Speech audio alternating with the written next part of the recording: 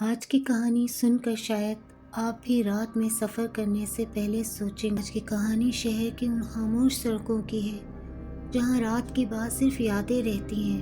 یہ کہانی ہے میری زندگی کی اس رات کی جو میں چاہ کر بھی بھلا نہیں سکتا۔ میرا نام فیضان ہے اور میں کراچی میں رہتا ہوں۔ میں رات کے وقت رائڈ سروس پر کام کرتا ہوں کیونکہ رات کے شفٹ میں ارننگ زیادہ ہوتی ہے۔ اس دن بھی میں روٹین کے مطابق رات 1 بجے کے قریب اپنی گاڑی لے کر نکلا ہوں۔ شہر کی سڑکیں دھیرے دھیرے خالی ہو رہی تھیں۔ اسٹریٹ لائٹس کے نیچے لمبے لمبے سائے عجیب سی فیلنگ پیدا کر رہے تھے۔ میں نے ریڈیو آن کیا ہوا تھا تاکہ نیند اور تنہائی دور رہے۔ تبھی مجھے روڈ کے کنارے ایک آدمی کھڑا نظر آیا۔ اس نے ہاتھ دیا۔ میں نے گاڑی روکی۔ وہ آدمی بالکل خاموش تھا، نہ اس کے چہرے پر کوئی ایکسپریشن، نہ ہی آنکھوں میں کوئی حرکت۔ اس نے صرف اتنا کہا، بس آگے چھوڑ دینا۔ اس کی آواز ٹھنڈی اور بھاری ہوئی تھی۔ میں نے بنا زیادہ سوچے اسے گاڑی میں بٹھا لیا۔ گاڑی چل پڑی، لیکن پورے راستے وہ بالکل چپ رہا۔ میں نے 2-3 دفعہ بات کرنی چاہی، لیکن اس نے کوئی جواب نہیں دیا، صرف سامنے دیکھتا رہا۔ کچھ دیر بعد مجھے عجیب سا احساس ہوا، جیسے گاڑی کا ٹیمپریچر اچانک کم ہو گیا ہو۔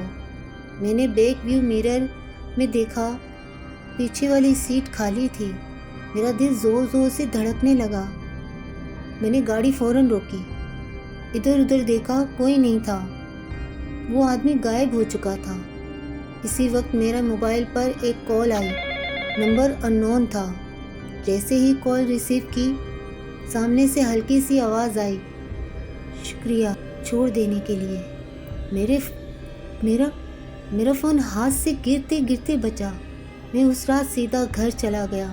بخار اور گھبراہٹ اور عجیب سے خواب سب کچھ شروع ہو گئے۔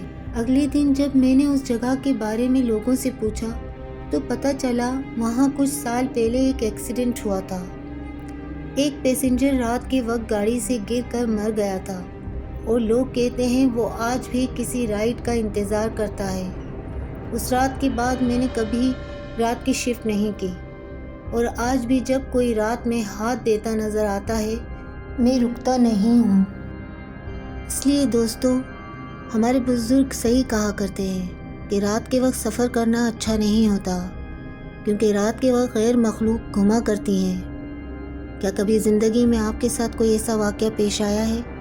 اگر آیا ہے اور آپ شیئر کرنا چاہتے ہیں تو ہمارے واٹس ایپ نمبر پر اپنی اسٹوری شیئر کیجیے تاکہ ہم آپ کی اسٹوری لوگوں سے شیئر کریں۔